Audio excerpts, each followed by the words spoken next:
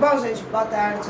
Boa tarde. Agradeço a presença de todos, mais um sábado aqui, firmes e fortes, dando continuidade então ao nosso projeto Eureka, né, que são as palestras gratuitas aí quinzenais.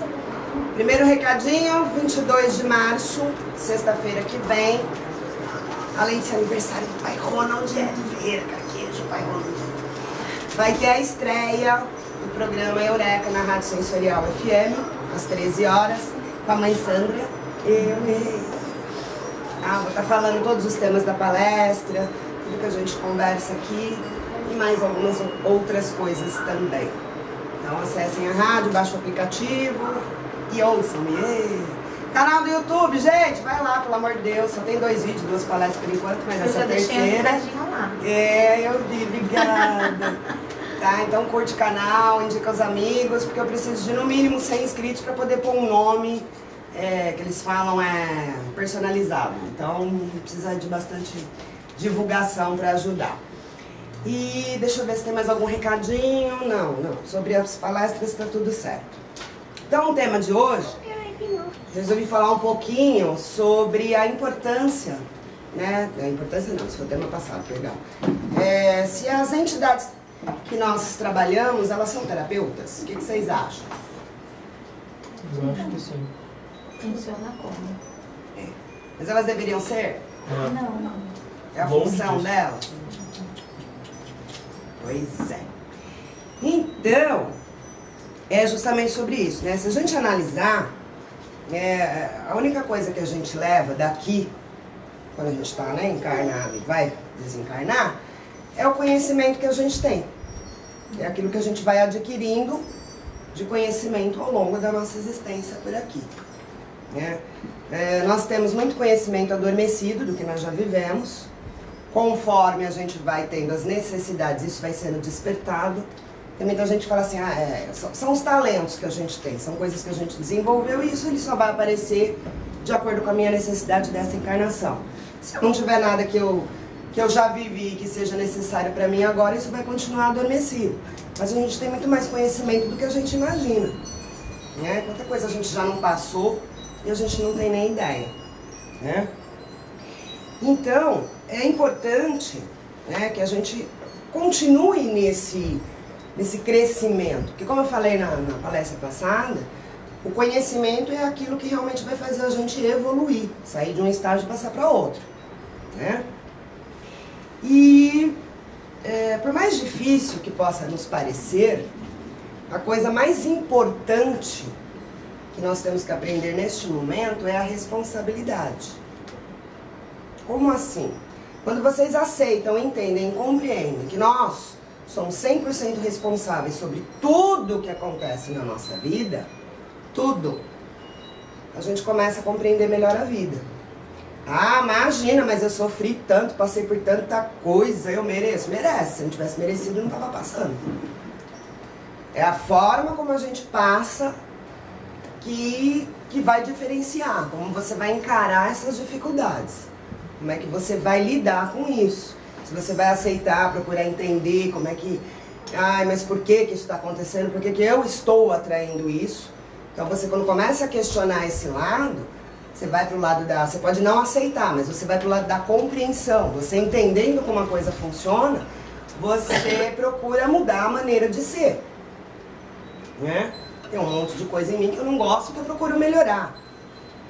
Todas as pessoas são assim. Agora, tem gente que passa a vida inteira sem nem ter noção nenhuma disso. Não, é mais fácil culpar o outro do que parar para pensar que sou eu que estou atraindo isso para mim. Então, a responsabilidade é a nossa chave,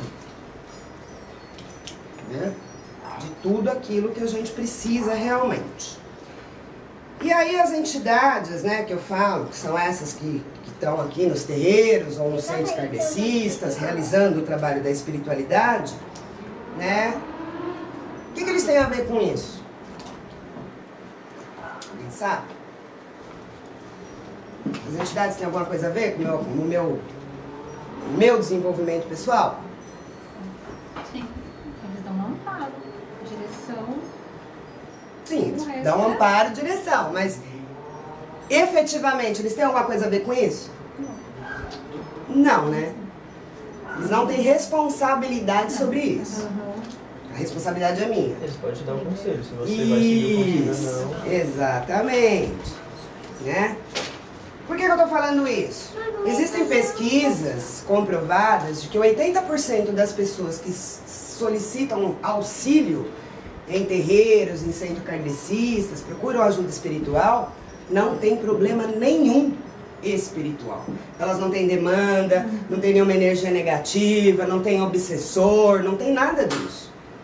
O que elas precisam de orientação psicológica. Por isso que eu perguntei se as entidades são terapeutas.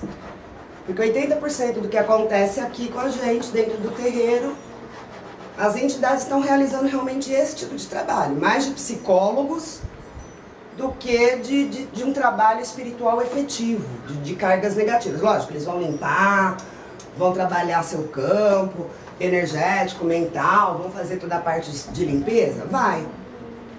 Isso é um trabalho espiritual que só eles podem fazer? Sim. Mas o que a pessoa está buscando não é a ajuda espiritual nesse sentido dela estar sofrendo algo negativo. Normalmente são processos auto-obsessivos. As pessoas se obsediam. Ela cria as coisas na cabeça dela e ela acha que aquilo tem um fator externo. Né? E aí, mais, como eu falei, é mais fácil a pessoa culpar o outro, né? Então vou dar um exemplo, vou contar algumas historinhas. Se alguém se identificar, por favor, não estou investigando a vida de ninguém não, tá? São só exemplos. Mas vamos imaginar, por exemplo, o cara sai do serviço, vai pro bar, toma umas a mais, fica lá, não avisa a mulher que vai chegar mais tarde, ela em casa toda preocupada.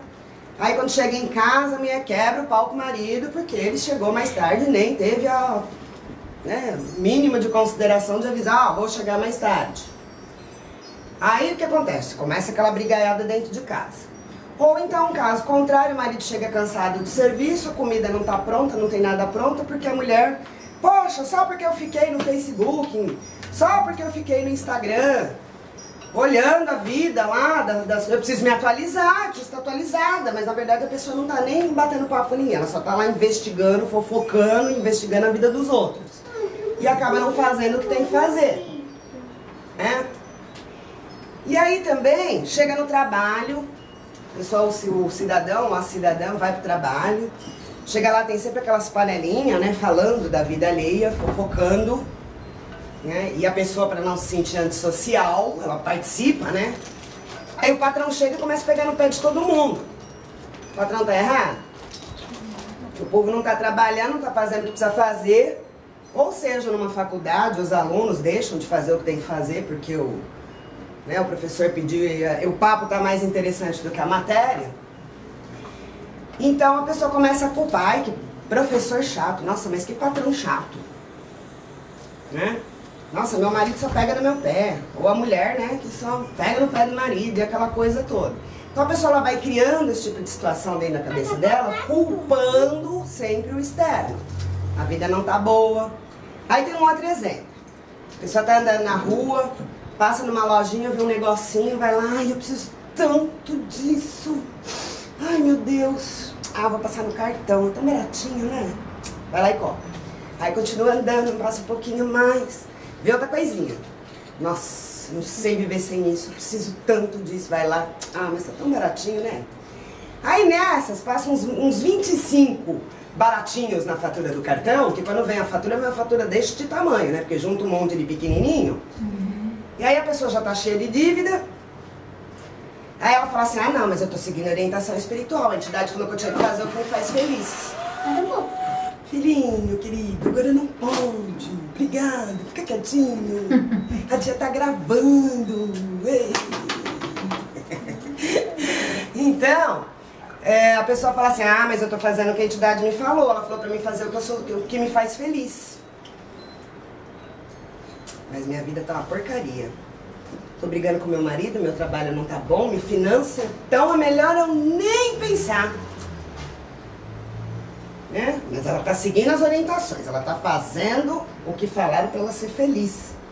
Só que ela está seguindo certo essa orientação? Ela está se preocupando ou se ocupando do que ela pensa, do que ela sente, principalmente com ela e com os outros? Ela não está dando importância. Ela não está agindo de uma forma que... para a harmonia. Pelo contrário. Então ela vai vivendo a vida passando como se fosse um rolo compressor em cima de todo mundo e não presta atenção nem nela mesma. Mas, não, eu preciso procurar um lugar porque tem uma demanda na minha vida tá ruim. Tô brigando, o serviço não tá bom, a finança então tá pior. Aí a criatura vai, né, e fala, não, vou procurar um lugar, vou procurar ajuda, né? Quer uma cadeira, filha? Pega aí? Tá bom, obrigada. Então ela sai pesquisando uma ajuda espiritual. Aí chega lá, vamos supor, alguém falou assim, não, vai lá naquele pai de santo, naquele terreiro de candomblé, porque lá é forte o negócio. Beleza, só vai. Chega lá, não, tem que falar com o pai de santo através dos búzios. Só que para jogar búzios é, sei lá, nem faço ideia de quanto é o valor, mas vamos jogar abaixo, vai uns 300. Vamos jogar, né? Sei lá, nem sei quanto é, mas uns 300. Lá vai a fatura do cartão, né? Que o pai de santo é legal, ele aceita cartão, tá? Aí, beleza, já vai o cartão, mas eu pelo menos eu vou me livrar do meu problema. Jogou búzios, tem lá mais uma tonelada de coisa pra fazer, né? Porque quando tava jogando, ela falou, olha, eu tô trabalhando, meu chefe tá me enchendo o saco, meu marido me enche o saco, eu tô cheia de dívida no cartão, minha vida financeira tá ruim. Aí ela desfia o rosário, o cara joga o búzio, fala, confirma tudo isso pra ela e ainda fala assim, ó, tá aparecendo uma doença. Logo, logo você vai ter uma doença grave, então precisa fazer um monte de coisa. E uma demanda que alguém jogou pra ela. É, principalmente, né? Uma amiga dela. Beleza, mas tá lá. Aí a pessoa fica apavorada, né? Já tô ferrada. Se eu não fizer tudo que me mandaram, sai com aquela lista.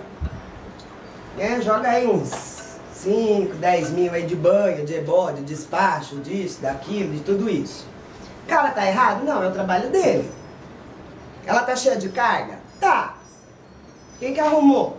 Ela mesma. Então vamos pagar pra tirar.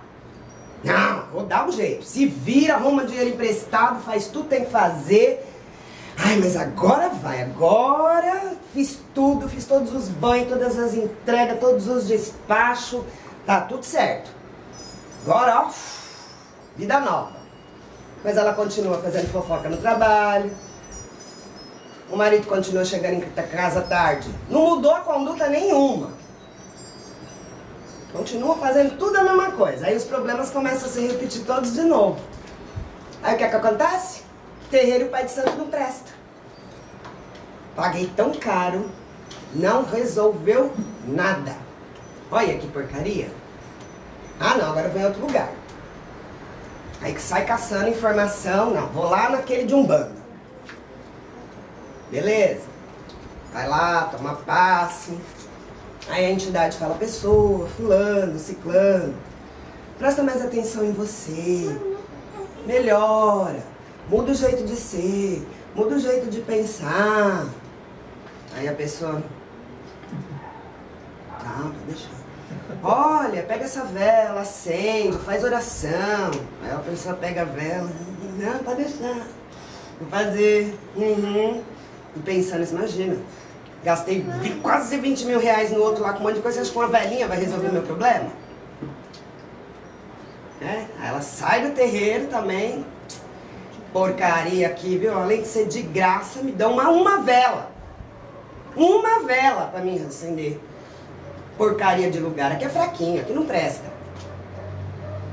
E a vida continua aquela bênção, né? Aquela maravilha. Brigando com todo mundo, né? Aquela nuvenzinha da família Adas, assim, só acompanhando. Ah, maravilha. Onde ela vai, chove de energia negativa. A culpa é dos outros? A pessoa não para pensar em nada, para refletir, para nada. Então ela pode ir no centro kardecista, ela pode ir aonde for. Aí ela faz isso, sai curando, vai no lugar, vai no candomblé, vai na umbanda, vai no kardecismo. Aí no kardecismo é pior ainda, né, que vem falar de reforma íntima. Que aqui as entidades falam da reforma íntima, mas de uma outra forma. Eles não usam esta palavra, mas o sentido é o mesmo, é você olhar para dentro, prestar atenção, se melhorar, né? Imagina, reforma íntima, que isso? Não sou eu que tenho que mudar, é os outros. Meu patrão que é uma porcaria, meu marido que é uma porcaria, meu filho que me enche o saco. É os outros que têm que mudar, não sou eu. Aí, cansado da vida, né, de em tudo quanto é lugar, a pessoa vai se tornando descrente, ela vai ficando cada vez com menos fé, né, porque fé nela ela não tem mesmo, que dirá nos outros, né? E aí vai ficando cada vez mais obsessiva, porque ela acredita que tem uma demanda, porque a vida não melhora. Aí ela encontra a salvação. Aí ela encontra Jesus. Agora ela está salva. Ele não morreu para curar os pecados dela, da pessoa? Então, agora eu estou salva. Já passei na sessão de descarrego, né, no culto de descarrego. Já comprei o sal e o azeite benzido. Vou ungir a minha casa. Não vai ter capeta que entre, nem que tome conta mais de nada em mim. Estou salvo. Só que tem um problema, né? Vou ter que começar a economizar porque eu tenho que pagar o dízimo, porque eu preciso garantir meu pedacinho do céu. O pastor falou, se eu não pagar o dízimo, em vez de ir pro céu, eu vou pro inferno. Aí a pessoa começa até a fazer um esforço de cortar alguns vícios que ela tem para poder pagar o dízimo. Mas ela não faz isso por consciência, ela faz isso por medo. Né? Porque ela tá com medo de ir pro inferno. Mas ela quer garantir um pedacinho dela no céu. Aí ela começa a levar a família toda, que aí todo mundo anda dentro do mesmo padrão, dentro do mesmo cabresto, e aí a coisa começa a andar. Mas é porque a pessoa se melhorou? Porque ela começou a agir no medo. Então tudo tem função. Se as igrejas estão aí lotadas, porque estas pessoas têm esse tipo de necessidade, de evoluir no medo. Elas precisam do cabresto, né? Já outras religiões são mais abertas, te orientam.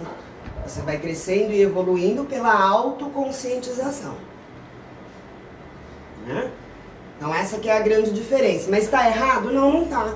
Então eu contei essa historinha para vocês verem que isso acontece muito. Muito, muito, muito. Porque para a pessoa, na verdade, não é a religião, é ela. Que não para, não pensa, não analisa, não se melhora. Só que se eu tenho a salvação, para que eu vou mudar? Jesus vai me salvar. Eu não preciso mexer em mim, eu não preciso mudar a minha maneira de ser. Eu jogo a responsabilidade na igreja. E tem muita gente que faz isso dentro dos terreiros. Aí eu não tenho responsabilidade nenhuma, meu guia que sabe, meu guia que faz. Eu não preciso saber de nada, não preciso estudar nada, não preciso aprender nada. Tá certo, médio assim? Aqui dentro não quero. Porta da rua e serventia da casa. Porque não funciona. Em vez de ajudar, só atrapalha. Não é verdade? Mas aí, eu pergunto. Então eu faço de novo a pergunta. Então as entidades são terapeutas? Eu vou responder que sim. Né? Porque afinal eles fazem esse trabalho de psicólogos, né? Principalmente quando uma pessoa está emocionalmente muito mexida, ela vem numa gira de preto velho, se ajoelha aos pés de um preto velho e chora. O que ela está fazendo? Ela está desabafando. Ela está abrindo o coração dela. Né? Ela está tirando aquela emoção negativa. E o preto velho, ele está vendo que não é um problema espiritual, claro que dependendo do grau, né, de negatividade que a pessoa vai entrando, vai atraindo, porque aí vira outra coisa. Mas assim, não seria uma demanda que está acontecendo, não é que fizeram um despacho, não é que fizeram nada, que é algo que tem que ser retirado, ela não está com um obsessor, ou com um ser de uma outra vida que está ali obsediando ela, não. É um problema emocional. Então as nossas entidades, elas têm toda a paciência, todo o carinho, toda a atenção, né? Principalmente os pretos velhos, tudo lá, carinhoso. Então cada linha de trabalho tem uma forma de falar com a gente. Tem uns que são mais, né? Os boiadeiros já são mais, né? Tipo pau a pau, os baianos já falam na cara, mas fala brincando, sorrindo, às vezes, né? Por quê? Porque às vezes também a entidade está vendo, se ela for muito carinhosa com você, não vai resolver nada. Ou ela te dá um tranco,